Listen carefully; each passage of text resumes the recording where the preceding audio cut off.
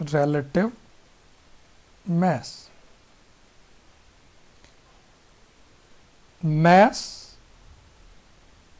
with respect to 1/12 part of carbon 12। किसी भी चीज़ के मास को जब कार्बन 12 के साथ कंपेयर करके मेजर किया जाता है, it is called as relative mass. तो रिलेटिव मास हम मुख्तलिफ तरीके से डिस्कस करेंगे, like relative atomic mass, relative molecular mass, relative isotopic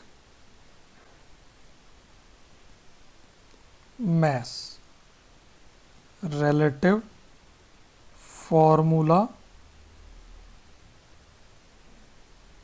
mass, and last one is relative ionic mass।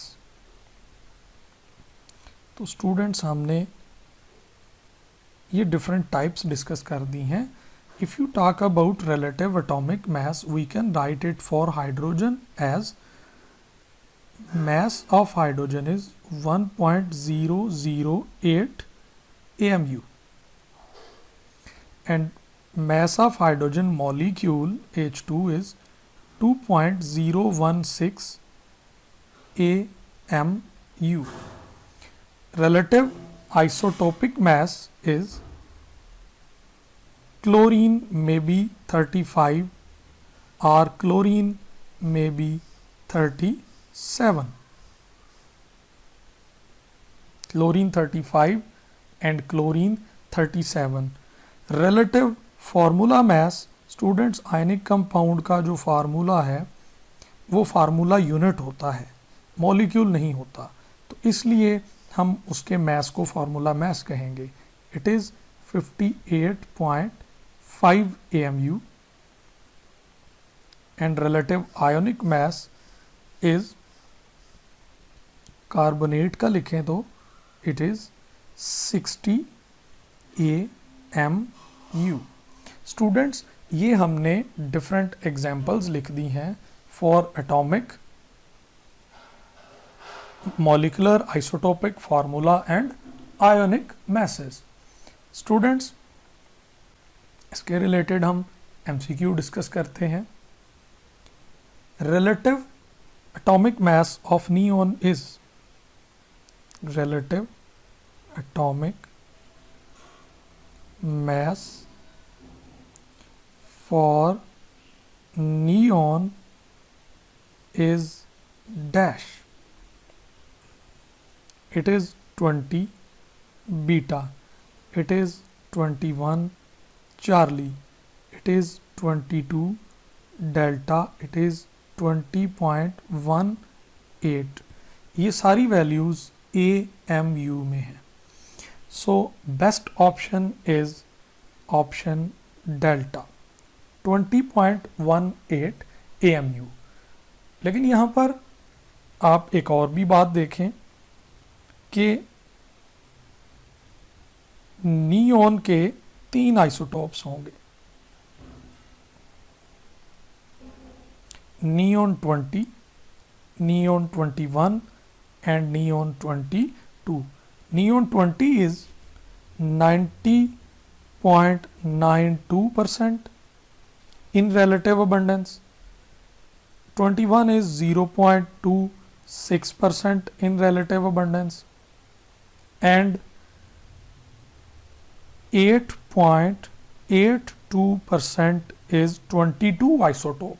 Then आप ये एक बात ये भी सोचें कि कोई भी तो नियॉन 20.18 AMU नहीं है, then why it is written as 20.18 AMU। तो अभी हम इस क्वेश्चन को थोड़ा सा होल्ड करते हैं, हम एक और MCQ डिस्कस कर लें, फिर हम उसके आंसर की तरफ जाते हैं।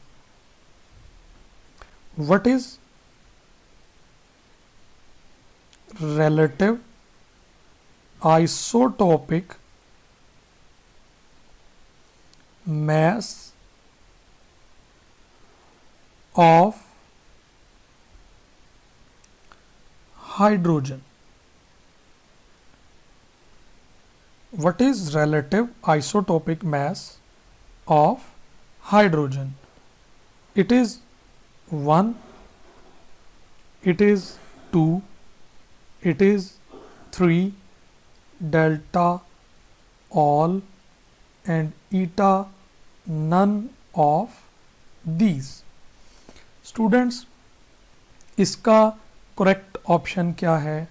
It is delta, all of these, because hydrogen contain 3 isotopes, hydrogen 1, hydrogen 2 and hydrogen T. Students, जो isotopic mass है, relative isotopic mass, वो होल नंबर होगा, वो कोई होल नंबर होगा, वो फ्रैक्शनल नहीं होगा. हमने ऊपर के क्वेश्चन में देखा है कि neon is 20.18 AMU, that is fractional. वो उसका एटॉमिक मास है. Why it is fractional and why the isotopic masses are not fractional? Isotopic masses are not fractional because they are the masses of individual isotopes. Chlorine 35 है, chlorine 37 है, दोनों उसके isotopic message हैं. लेकिन जो atomic है वो फ्रैक्शनल क्यों है, उसके लिए हम डिस्कस करते हैं. एक टर्म है एवरेज मैस. एवरेज मैस, इसका फार्मूला है first isotope M1 into its relative abundance plus mass of second isotope M2 into relative abundance plus mass of third isotope into its relative abundance, and all these are divided by 100. Students, ये simple average नहीं है, ये average with respect to relative abundance है. जब हम ये कहते हैं कि नियॉन 20.18 AMU है, तो ये नियॉन 20, 21 और 22 की एवरेज है with respect to their relative abundances. हम क्लोरीन के लिए ये बात सॉल्व करें. Average mass of chlorine. Students, chlorine 35 भी है, that is 75% abundance. chlorine 37 भी है और उसकी abundance 25% है. तो हम इस पे अप्लाई करते हैं 35 first isotope into its relative abundance, second isotope 37 into its relative abundance divided by 100 and we get answer 35.5 AMU. कोई भी क्लोरीन एटम 35.5 AMU का नहीं है, एक 35 का है, दूसरा 37 का है. तो हमने ये क्यों लिख दिया? Because it is average mass with respect to the relative abundance of isotopes of chlorine, और जिसकी रिलेटिव अबंडेंस सबसे ज़्यादा होगी, जो आंसर है वो उसी के क्लोजेस्ट आएगा. तो 35% ज़्यादा था, तो 35.5 इज क्लोजेस्ट टू द 35 और 37 के ये क्लोजेस्ट नहीं है. इट मीन्स जो एवरेज एटॉमिक मैसेज हैं यही एक्चुअली रिलेटिव एटॉमिक मैसेज हैं. यहाँ पर हम दो और चीज़ों को भी डिफरेंशिएट करना चाहते हैं. Like we write water 18 AMU and water is equal to 18 grams. when we write 18 AMU, it means it is mass for one molecule, and when we write 18 gram, it is mass for 1 mole molecules. Students, इसको simplify करने के लिए मैं आपको एक example बताता हूँ. If we have this glass of water that contain 1 mole water, अगर हम इस सारे पानी की बात करेंगे that is 18 gram, that is 1 mole. इन सारे मॉलिक्यूल को आप 18 ग्राम्स से रिप्रेजेंट करेंगे. लेकिन स्टूडेंट्स, आप इनमें से सिर्फ एक मॉलिक्यूल को डिस्कस करना चाहें तो 1 water molecule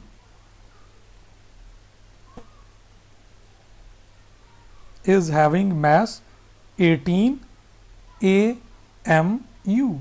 It is 18 AMU. अब इसके रिलेटेड कुछ और क्वेश्चंस डिस्कस करते हैं. 1/12 of carbon 12 is dash, and the options are 1 AMU, beta option is less than 1 AMU, Charlie option is greater than 1 AMU, and delta none of these. Its correct option is option alpha.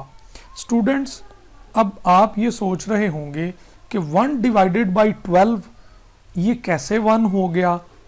तो बच्चों, इसके लिए मैं आपको 2 hints दे देता हूँ. एक तो आप ये समझें कि ये एक पूरा बॉक्स जो है ये हमारे पास कार्बन 12 का एक एटम है और हमने इसके 12 पार्ट्स कर लिए. जो 1 स्मॉल स्क्वायर है ये 1 AMU है और 12 squares are equal to 12 AMU. तो 1/12 का मतलब ये नहीं है 1 divided by 12. It means 1 out of 12. So it is 1 AMU. और इसका जो दूसरा टेक्निकल हिंट है वो है atomic mass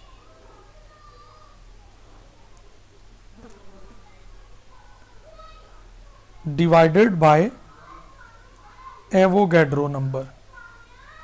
atomic mass divided by Avogadro number. Again it becomes 1 AMU. 1 AMU. Students, हम एक और क्वेश्चन लिख रहे हैं.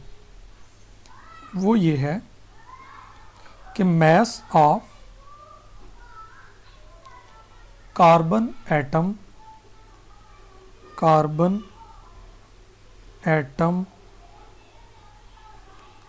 is, option alpha is 12 AMU,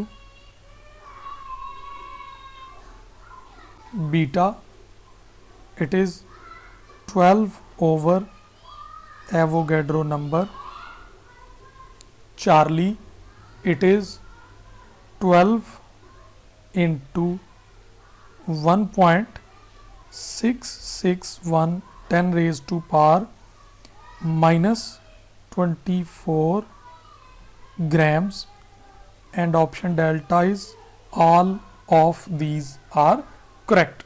So students, all of these are correct. Delta is our best option. आप इन तीनों को देखें. मैंने यहाँ पे एक हिंट लिखा है atomic mass is 12, divide it with Avogadro number. तो ये होगा mass of one atom, mass of 1 atom. तो कार्बन के एक एटम का मास 12 ओवर एवोगैड्रो. अब AMU की वैल्यू कितनी है 1.661 इंटू 10⁻⁻24 ग्राम्स, तो 12 मल्टीप्लाइड बाय 1.661 इंटू 10⁻⁻24 ग्राम्स, तो ये भी ऑप्शन ठीक हो गई। और 12 AMU तो वो है बिकॉज सिंगल एटम के या सिंगल मॉलिक्यूल के आप मैस को आप AMU से रिप्रेजेंट करते हो। स्टूडेंट्स, अब दो बहुत इंटरेस्टिंग क्वेश्चन हैं, इनको आप बहुत अच्छे से समझ जाएं। That is, if we take 1/6 instead of 1/12 of carbon 12, if we take 1/6 instead of 1/12 of carbon 12, mass of water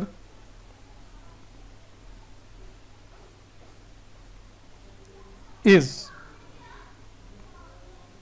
alpha, it is 36, AMU beta, it is 18, AMU Charlie, it is 9, AMU 9 AMU, and delta option it is 3 AMU.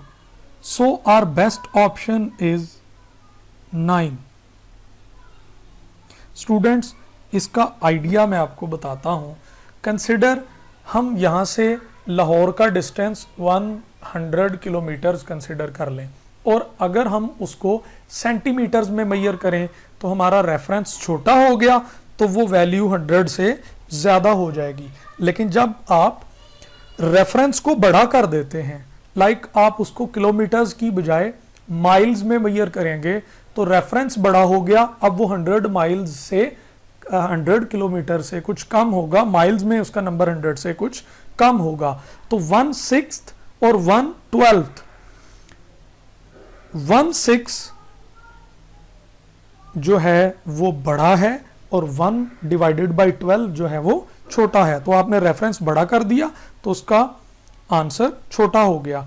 चूंकि 1/6 double है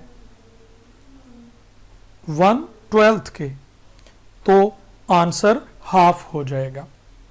students, इसी question को अगर आप यूं समझें कि if इसको सॉल्व करने का मैं आपको हिंट बता देता हूं, that is mass of particle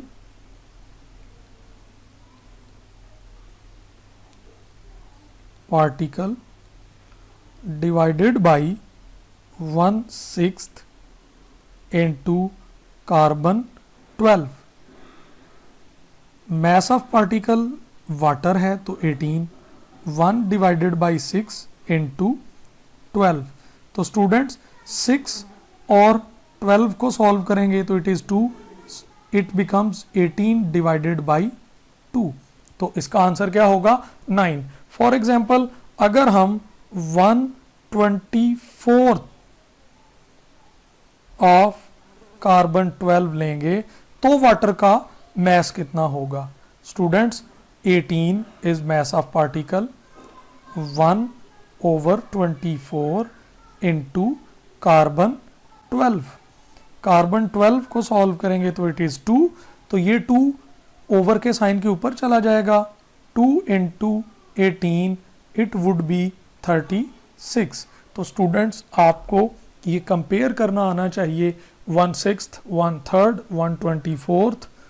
इस तरह से आप जब क्वेश्चन को लेंगे तो वाटर का मॉलिक्यूल कितना होगा, it may be other than water, किसी भी दूसरे मॉलिक्यूल को रेफरेंस लिया जा सकता है।